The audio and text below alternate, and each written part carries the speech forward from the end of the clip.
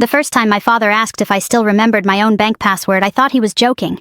The second time, he wrote it down on a piece of paper and slid it across the table like I was a patient who might forget before dessert. By the third time, my stepmother was already on the phone with someone, her voice soft, concerned, carefully chosen, saying things like, "She's not the same since she came back, and we just want to make sure she's safe." That was the moment I realized something was wrong. Not with me, with them. And that night, sitting alone in my childhood bedroom, I made a decision that would change everything. I was going to let them believe I was losing my mind. I had just left the United States Army 3 weeks earlier, 8 years of service, 2 deployments, and more nights sleeping under open sky than under a real roof. People like to imagine soldiers come home broken or lost, but what they don't understand is that the military teaches you control over your body, your reactions, your thoughts. You learn to observe before you act. You learn to read a room before you speak. And most importantly, you learn that the most dangerous threats are the ones that don't announce themselves.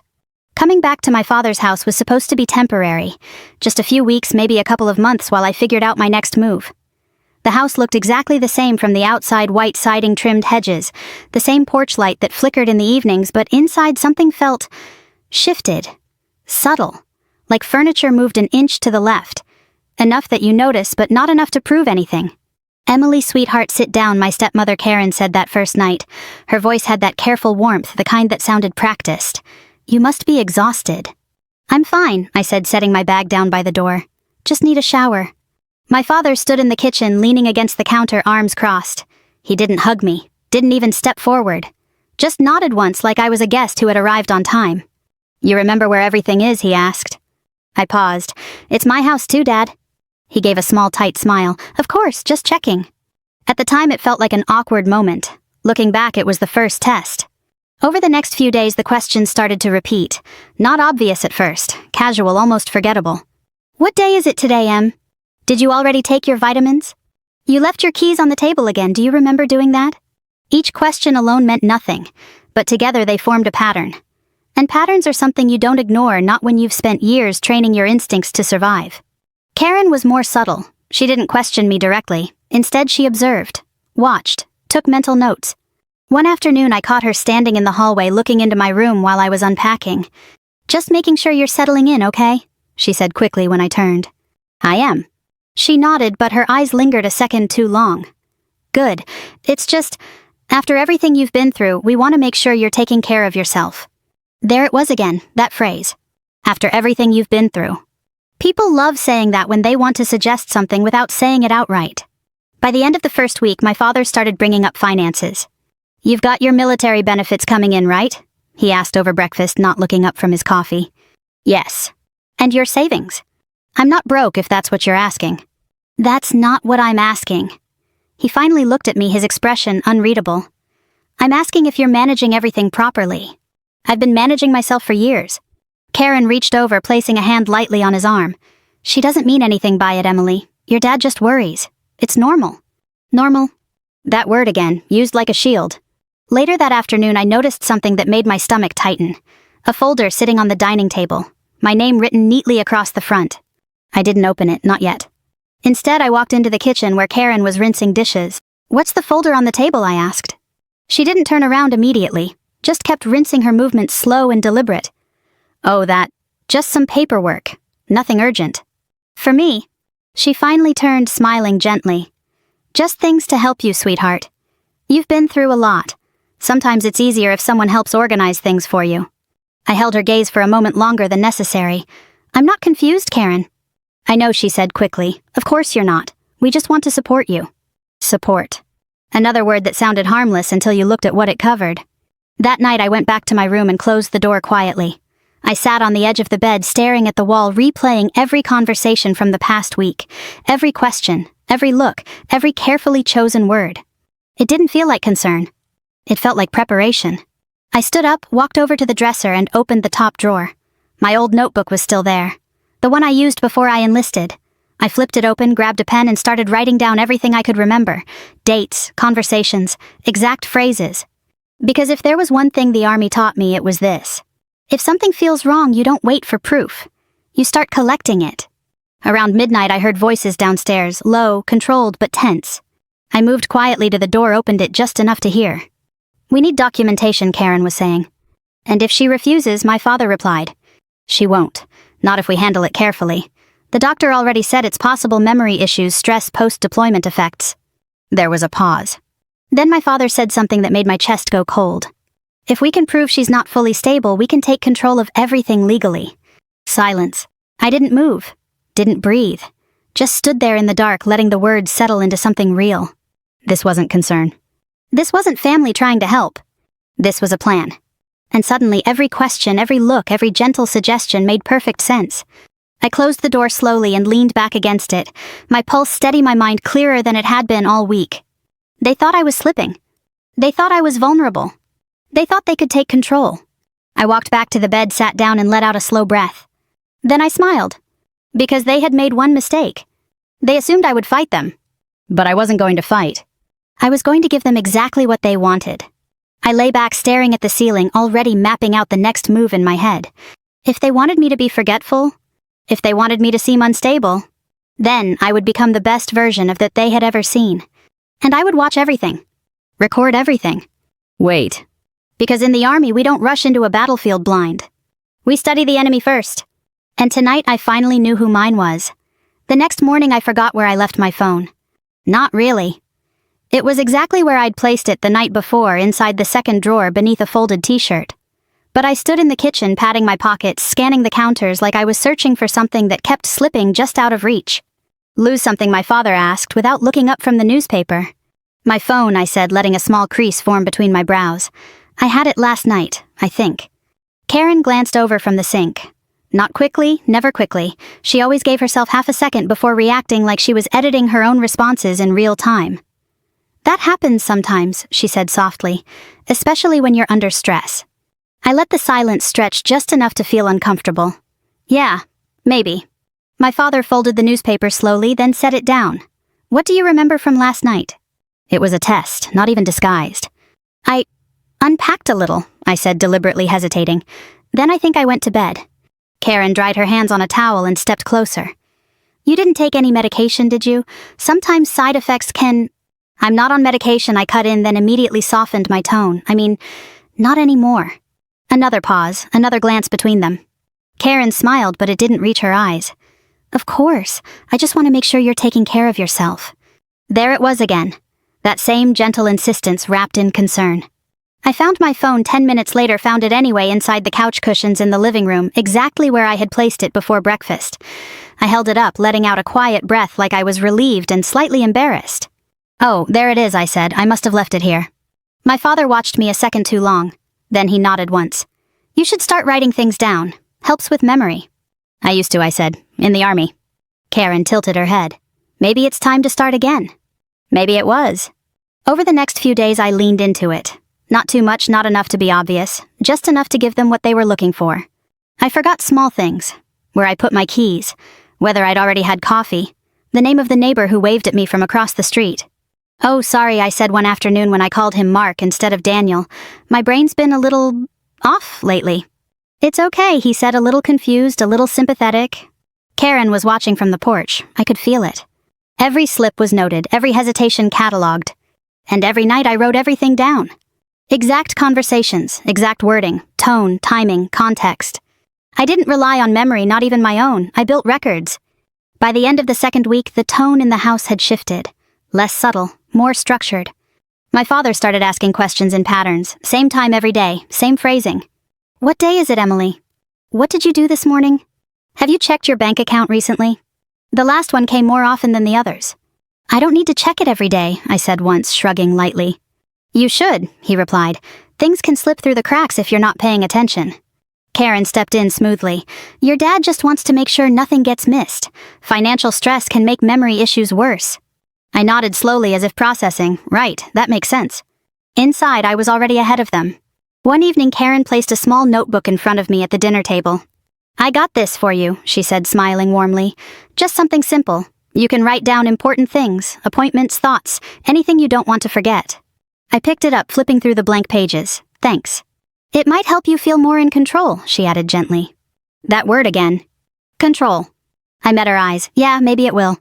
Later that night, I placed the notebook on my desk right next to my own, already filled with notes they didn't know existed. Two versions of reality. The one they were building, and the one I was documenting. A few days later, my father brought up the idea of a doctor. Just a checkup, he said, casual but firm. Nothing serious, just to rule things out. I feel fine, I replied. I'm sure you do, Karen said quickly, but sometimes we don't notice changes ourselves. That's how they framed it. Not you're unwell, but you might not realize you are. It was subtle, strategic. Okay, I said after a moment, letting a hint of uncertainty creep into my voice.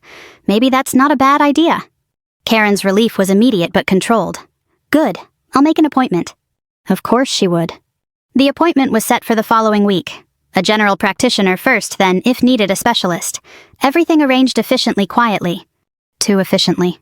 That night I checked my email. And that's when I saw it. A message from Karen, forwarded to someone else. She must have used the family computer earlier and forgotten to log out. It was still open when I sat down. The subject line read, Emily Cognitive Concerns. I didn't open it right away. I sat there staring at the screen, feeling that familiar calm settle over me, the same calm that used to come before missions. Not emotional, not reactive, just focused. Then I clicked. The email was detailed, clinical, detached. She described recent behavioral changes, memory lapses, possible confusion with routine tasks.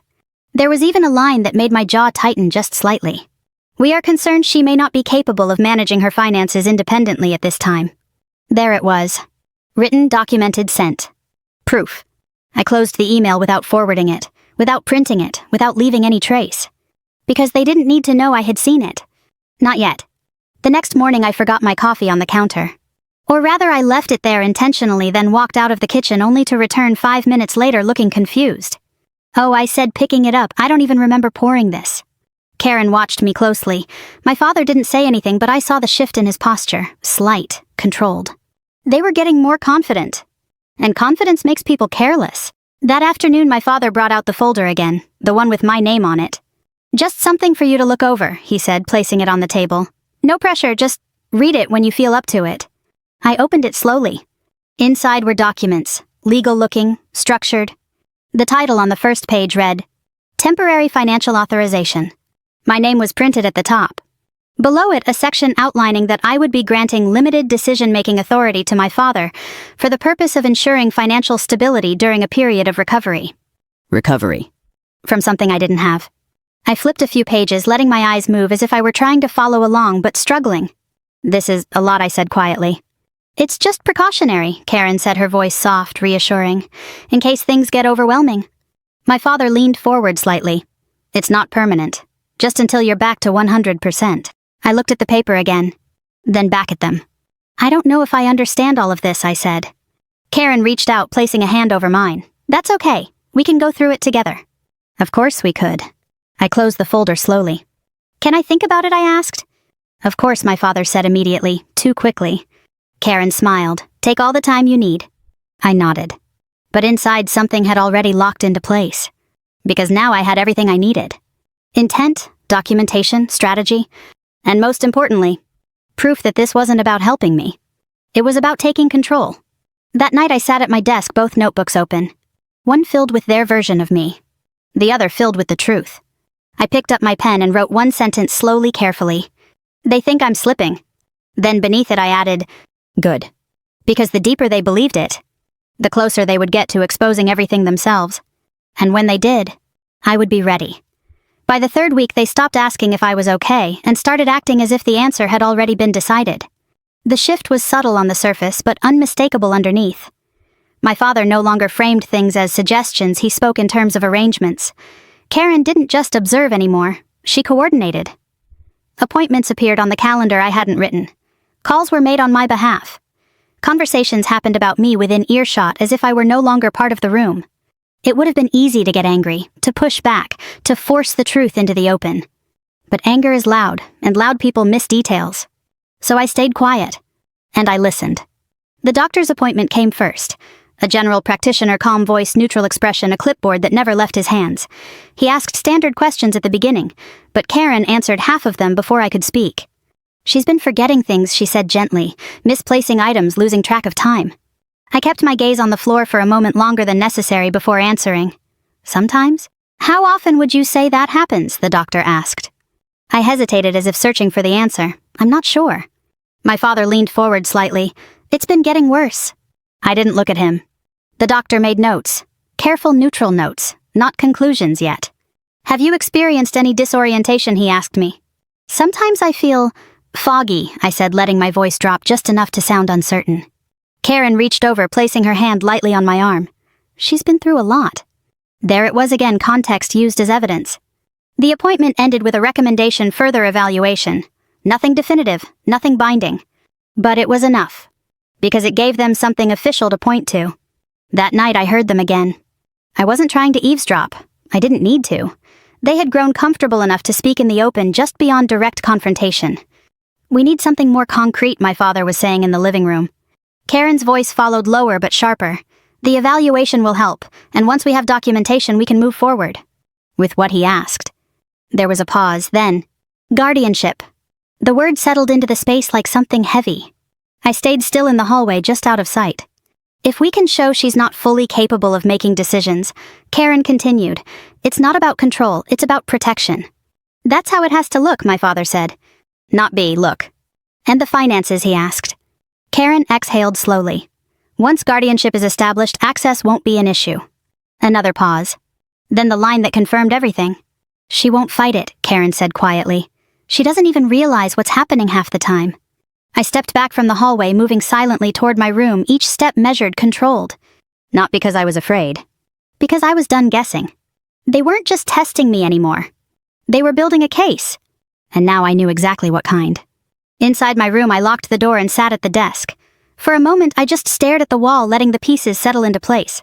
Guardianship meant legal authority, control over finances, medical decisions, property. Everything. And once it was granted, reversing it would be a fight. A long one. Unless I ended it before it started. I opened my drawer and took out the small recorder I had ordered 3 days earlier.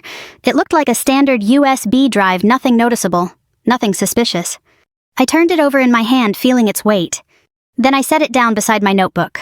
Step 1, documentation. Step 2, confirmation. Step 3, exposure. I didn't need to rush. They were already moving in predictable patterns. The next morning I made a mistake. A deliberate one. I poured myself coffee, then left it untouched on the counter. 20 minutes later I came back, staring at it like it didn't belong to me. Did I make this? I asked, my voice uncertain. Karen turned, slowly watching me. Yes, sweetheart, you did.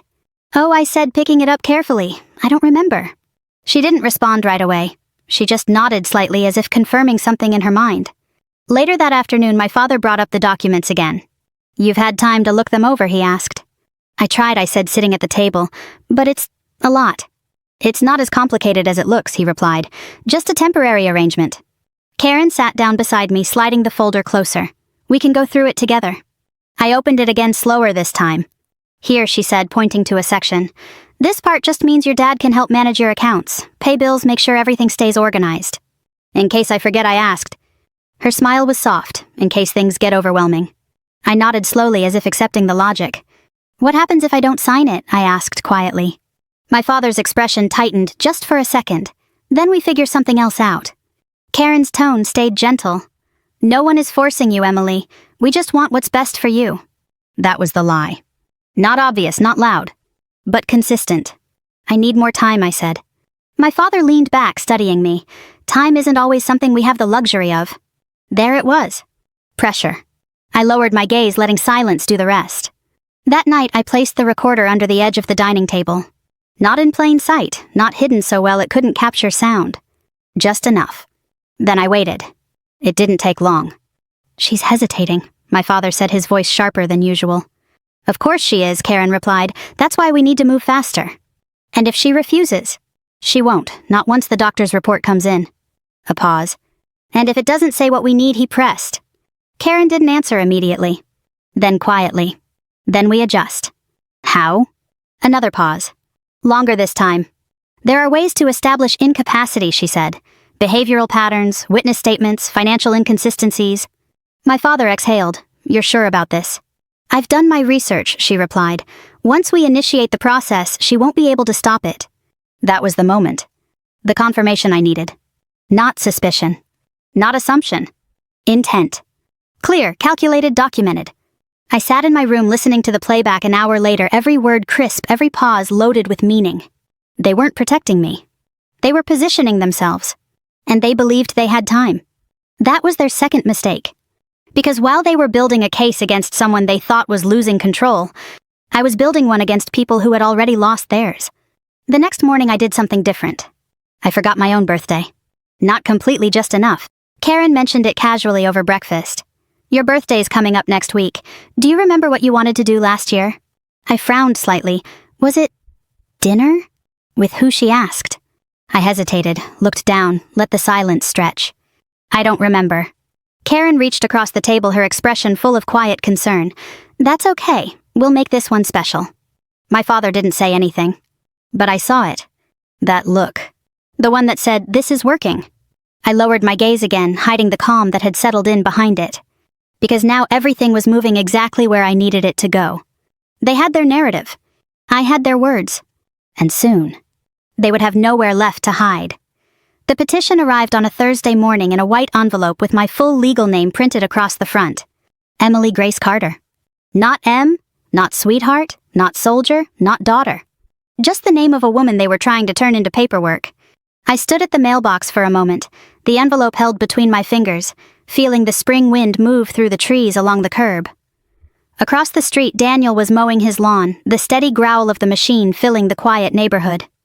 Everything looked ordinary. Sunlight on sidewalks, a mail truck turning the corner, a dog barking 2 houses down.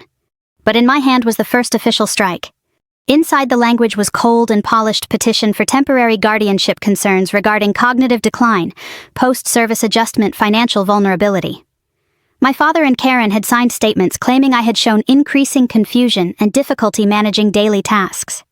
There were notes about the doctor's appointment, references to my memory lapses, and a line that almost made me laugh. The family seeks only to protect Ms. Carter's well-being and assets during a period of instability. Protect.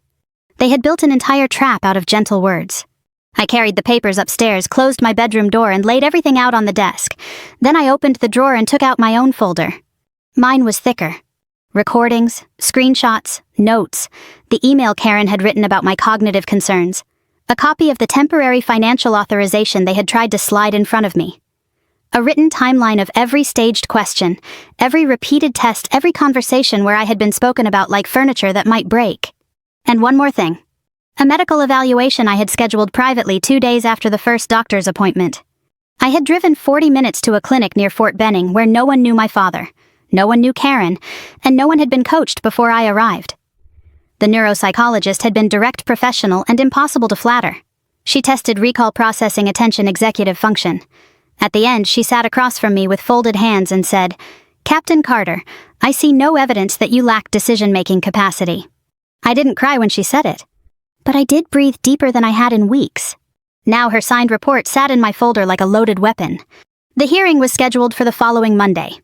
For 4 days, the house changed shape around me. My father became quieter.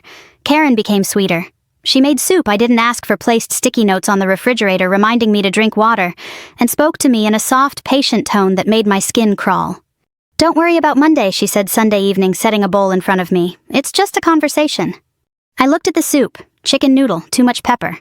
"What happens after the conversation?" I asked. She gave me that careful smile. "Then we'll all know how to help you best." My father sat at the end of the table, not touching his food. I let my spoon tremble slightly in my hand. "I don't want to be a burden," I said. Karen's face softened with satisfaction. "You're not a burden, sweetheart." My father finally looked up. "Then let us help." I nodded slowly. "Okay." The next morning I wore civilian clothes. Not the uniform. Not yet. A gray blazer, white blouse, dark slacks. Hair pulled back tight, no jewelry except the watch I had worn through 2 deployments. Karen looked relieved when she saw me. "You look nice," she said. "Thanks," I replied. My father drove us to the county courthouse. I sat in the back seat watching the city pass through the window. Gas stations, office parks, a church sign that read, "Truth will set you free." I almost smiled at that. In the parking lot, Karen touched my arm. "Just answer honestly," she said. "I will." She didn't understand what that meant. The hearing room was smaller than I expected. Not dramatic. No grand wooden benches, no shouting attorneys. Just a conference-style room with a long table, a county hearing officer, a clerk, my father, Karen, their attorney, and me.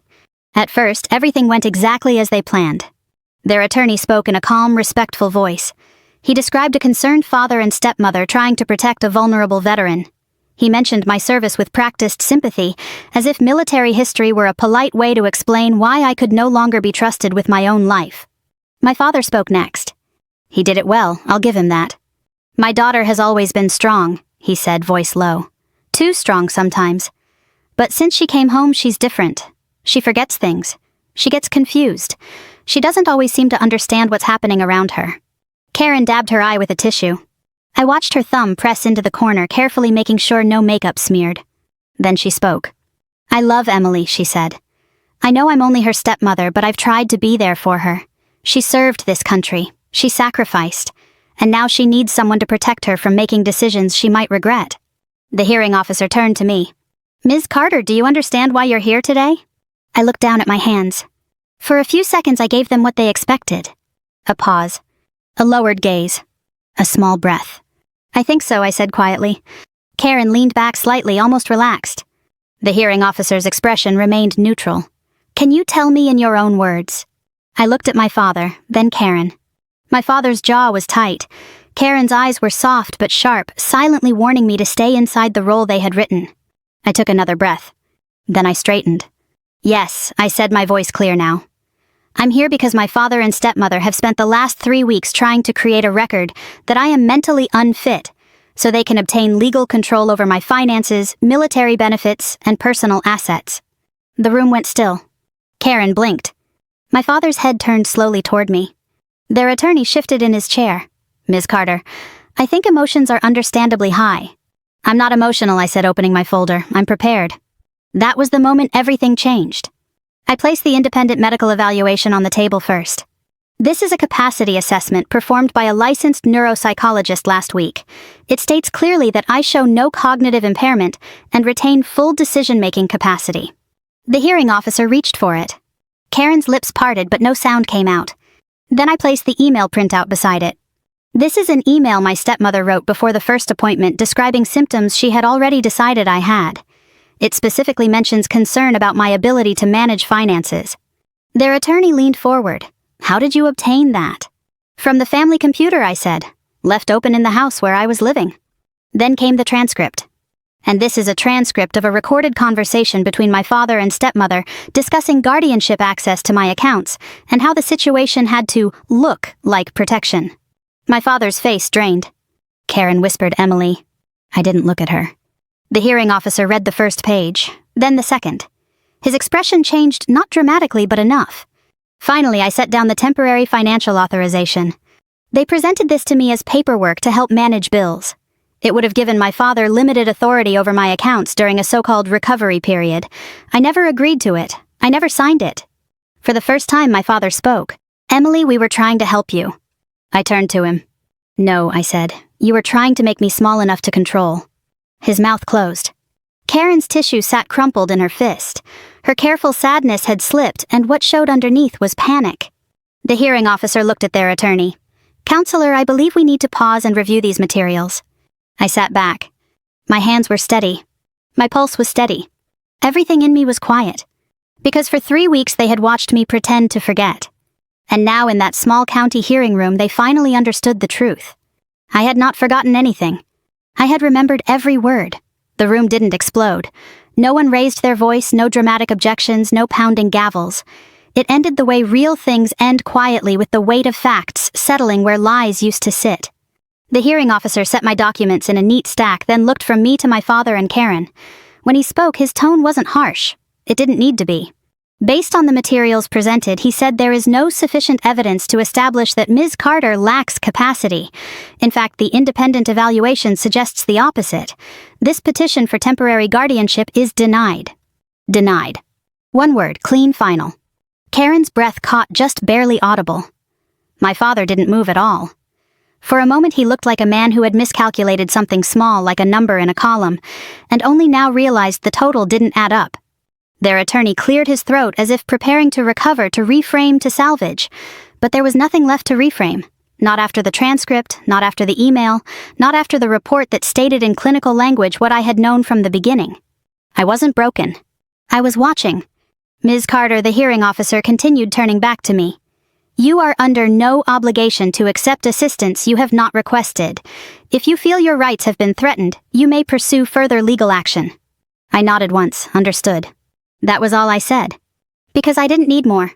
Outside the room, the hallway felt brighter than it should have. Fluorescent lights, beige walls, the low murmur of other cases moving forward. Life continuing indifferent to what had just happened.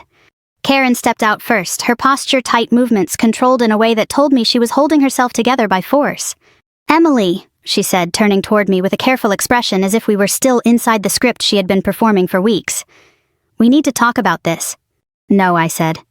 Just that, calm, even. My father came out behind her, slower this time. He looked at me differently now, not as someone he needed to manage, but as someone he had failed to predict.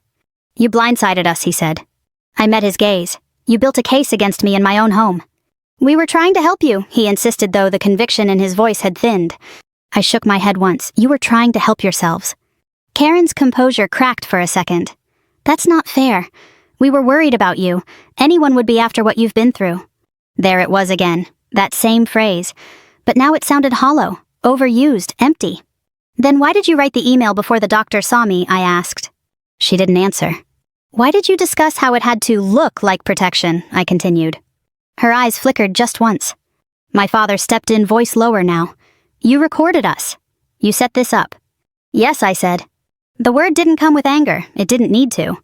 "I gave you space to show me who you were," I added, "and you did." For a moment none of us spoke. Then Karen's voice shifted, less soft, more brittle. "So what now? You walk away and pretend this didn't happen?" "No," I said. "I walk away because it did." I turned before they could respond. Not dramatically, not in a rush. Just a simple decision carried through to the end. In the parking lot, the air felt different. Lighter, maybe. Or maybe it was just the absence of something that had been pressing on me since the day I walked back into that house. I didn't go home. Not to that house. Instead, I drove to a small office 20 minutes away, the same building where I had met the neuropsychologist, the same place where 2 days earlier I had met with an attorney. Inside, everything was quiet. Neutral walls, a receptionist who recognized me with a small nod. "Ms. Carter, she's ready for you." I followed her down the hallway and into the office where my attorney sat, waiting, a folder already open on her desk. "Well," she said, a faint smile touching the corner of her mouth, "I'm assuming the hearing went in your favor." It did. She nodded as if that had never been in question. "Good, then we can move forward." "Let's do it," I said. We didn't talk about revenge. Not directly. We talked about structure, protection, boundaries. A trust. Not because I needed someone to manage my life, but because I intended to decide clearly and permanently who would never have access to it again. "Primary beneficiary?" she asked, pen poised. I didn't answer right away. Images moved through my mind, not of my father, not of Karen, but of something quieter. The clinic near Fort Benning.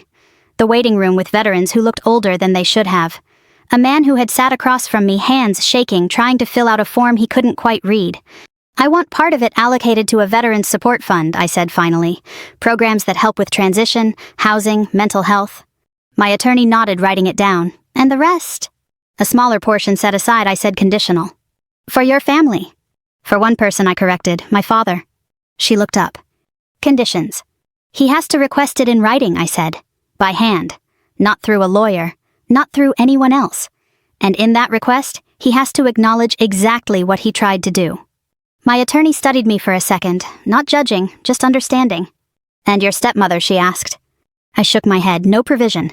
She didn't ask why. Some things didn't need explanation. When I left the office, the sun was already beginning to lower, stretching long shadows across the pavement. I stood by my car for a moment, keys in my hand, feeling something unfamiliar. Not anger. Not relief. Clarity. For weeks I had pretended to forget. Names, dates, small details. But the truth was I hadn't lost anything that mattered.